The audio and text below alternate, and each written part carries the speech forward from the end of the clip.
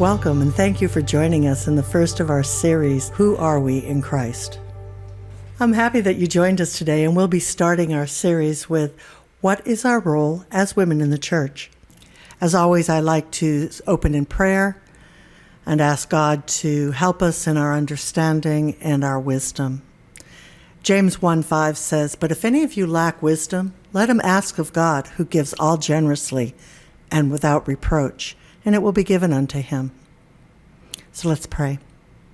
Dear Father God, we thank you for the opportunity to get into your word, Lord God. Holy Spirit, we ask that you would open our understanding, our ears, and our hearts to what it is that you would have us to learn as you direct us through the holy word of God.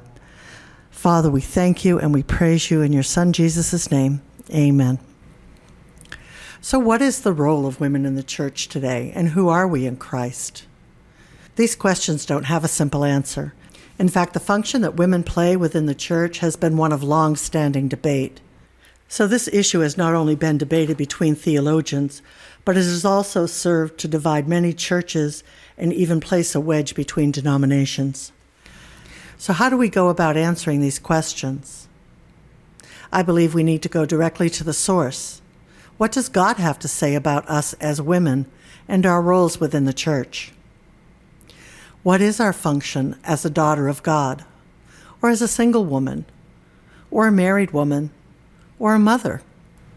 So before we begin to look for answers to these questions, the first thing that we must do is to lay a proper biblical foundation on which to build the study. The foundation must be built on the truth, and that truth is God is sovereign. Those who do not agree, unfortunately, serve a different God, and they're building on a faulty foundation. In the chaos of today's world, the question of sovereignty may not be the first one we ask, but at some point, people get down to the question, who is in charge around here? Our modern society would have us believe that the answer is that we're in charge, but is that really the truth? Sadly, there are many people today who have believed the subtle lies of Satan. Not only has our modern society embraced these ideas, but the concepts have also infiltrated our churches. And whether they're aware of it or not, there are many in the pulpit today who are speaking heresy. So what is heresy? The simple answer is that it's a false teaching or an error that is presented and taught to the people as a biblical truth. It promotes error within the church. Although heresy may appear to be subtle, it pollutes God's holy word.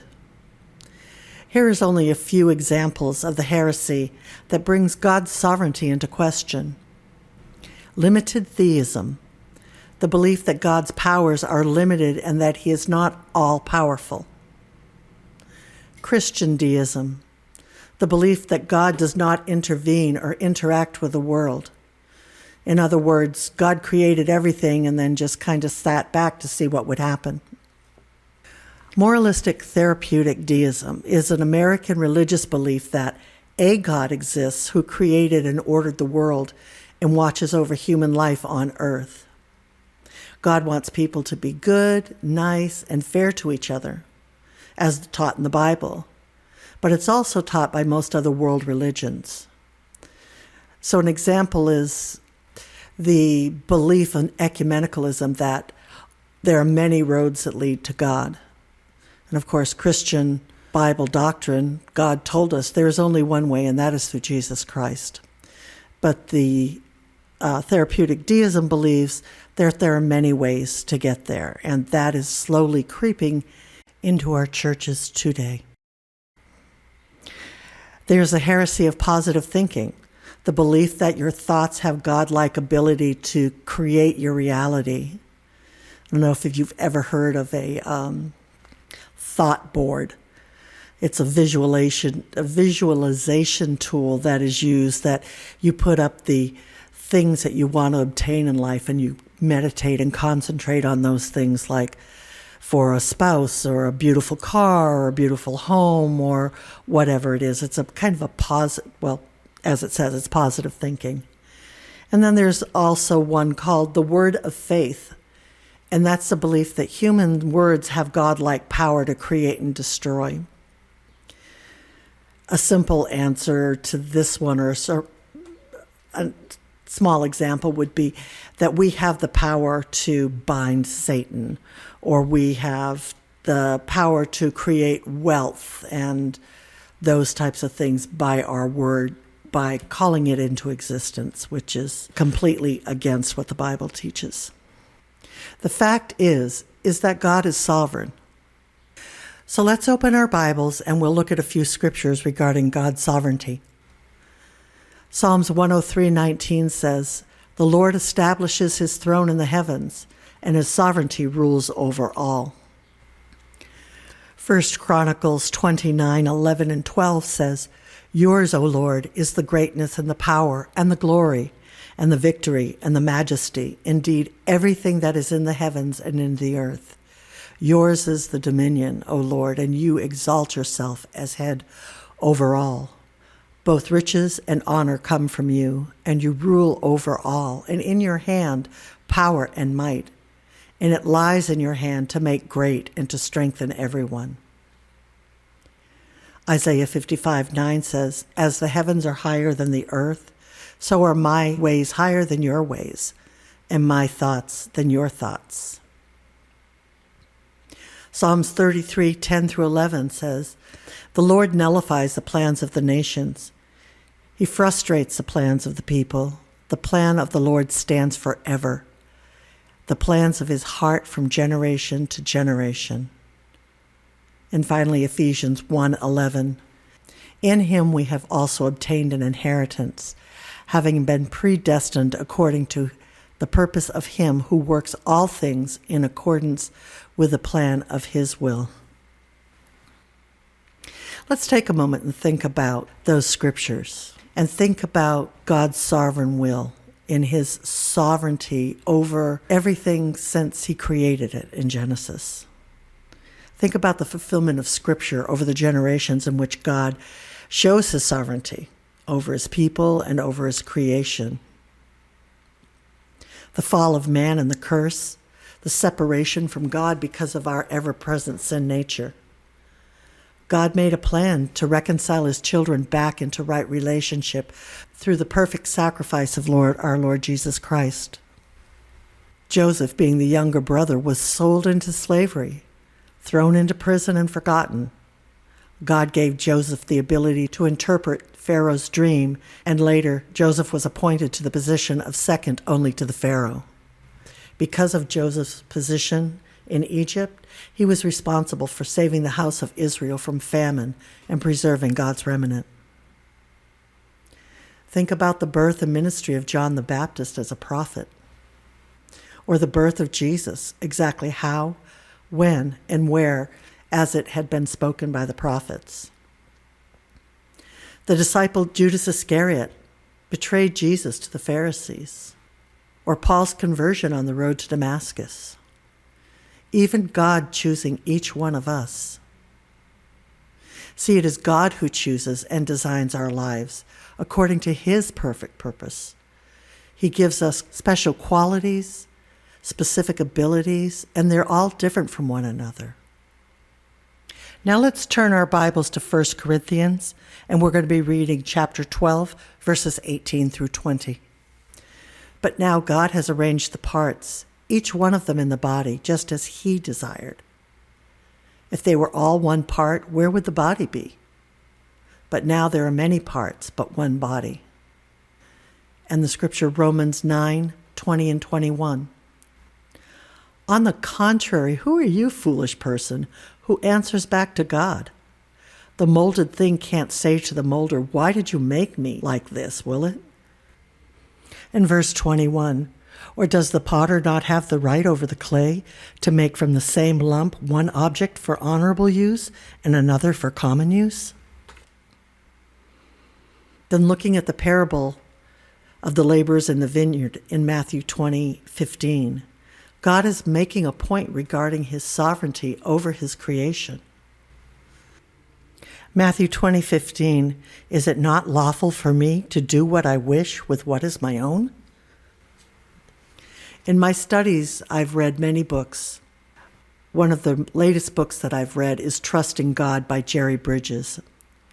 And in his writing, he makes some excellent statements about God's sovereignty, and I'd like to share them with you, if I may. Bridges wrote, "God rules over all the earth as surely as he does in the heaven. He permits, for reason known only to himself, for people to act contrary to and in defiance of his revealed will, but he never permits them to act contrary to his sovereign will. We make plans, but those plans can only succeed when they are consistent with God's purpose. God's sovereignty is not always apparent. One of the problems with the sovereignty of God is that it frequently does not appear that God is in control of circumstances of our lives.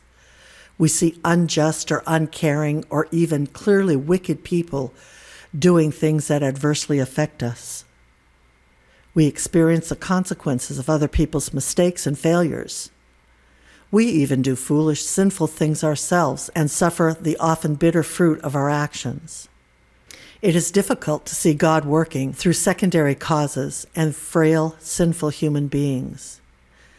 But it is the ability of God to so arrange diverse human actions to fulfill his purpose and make his sovereignty marvelous and yet mysterious.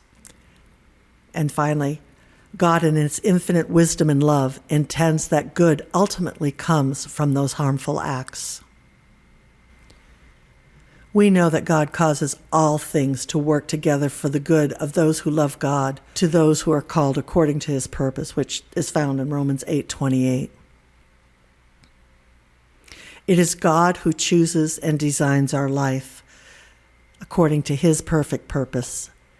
He gives you and I specific qualities and abilities that are different from one another.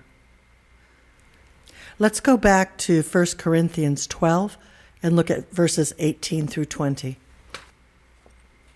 But now God has arranged the parts, each one of them in the body, just as he desired. If they were all one part, where would the body be? But now there are many parts, but one body.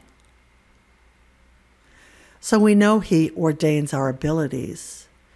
But did you ever think he also ordains our disabilities? Look at John 9, 1 through 3. As Jesus passed by, he saw a man who had been blind from birth. And his disciples asked him, "Rabbi, who sinned, this man or his parents, that he would be born blind?" And Jesus answered, "It was neither that this man sinned nor his parents, but it was so that the work of God might be displayed in him." God even ordains our shortcoming, as the case in Judas Iscariot. In the book of John 17:12, Jesus prayed, "While I was with them, I was keeping them in your name, which you have given me, and I guarded them, and not one of them perished, except for the son of destruction, so that the scripture may be fulfilled." As an adult, I now know that God designed us according to his will. But when I was much younger, I questioned God a lot. Maybe it's because I grew up with 4 brothers, and I was 13 years old before my sister was born. So having 2 older brothers and 2 younger brothers, I would often wish that I had been born into another family, or another place, or another time. Or I would ask questions like, why do my brothers always make fun of me? Why am I not popular like the other girls? Why do I look like this?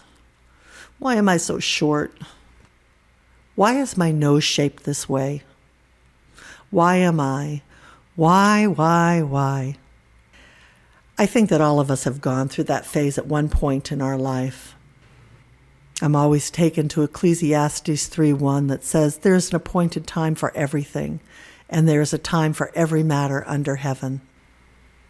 We have to remember that God never works after the fact, as though he forgot or overlooked some part of our life. God doesn't make mistakes. He lovingly planned us, molded us, and shaped us before the foundation of the world. And because of his divine providence, he chose us to be born as women, not men. He also decided what particular family we would be born into what culture, what part of the country, and what time in history. We may ask why, and the answer is, I really don't know. But I do know that he is sovereign, and I know that I must trust him. You must trust him. Romans 8:29-30 says, "For those whom he foreknew, he also predestined to become and conformed to the image of his Son, so that he would be the firstborn among many brothers and sisters. And these whom he predestined, he also called. And these whom he called, he also justified. And these whom he justified, he also glorified." So ending with this truth, we will start to build on the foundation that has been laid when we come back next time. I'd like to leave a side note that understanding God's sovereignty requires extensive deep study, which would take much more time than we possibly have in a short podcast or series. So for the sake of time, I cited only a few scriptures because God's sovereignty can be seen woven through every book in the Bible. I've also listed some other resources that may help you get started on your own personal study time. So I would like to close with this scripture that Paul gave to the believers in Philippi. It's found in Philippians 4:6-9. And I pray this often because I tend to be a worrier. It says, "Be anxious for nothing, but in everything by prayer and supplication with thanksgiving, let your requests be known to God. And the peace of God, which passes all comprehension, will guard your hearts and your mind in Jesus Christ."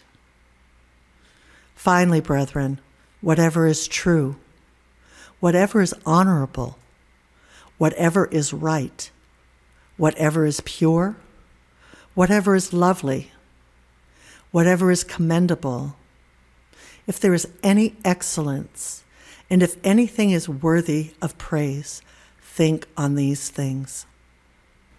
And finally, verse 9, "The things you have learned and received and heard and seen in me, practice these things, and God's peace will be with you." Let us pray. Lord, we just thank you for this time together, Lord, and I ask that your words would resonate in our heart until we return together again. We thank you in Jesus' name. Amen.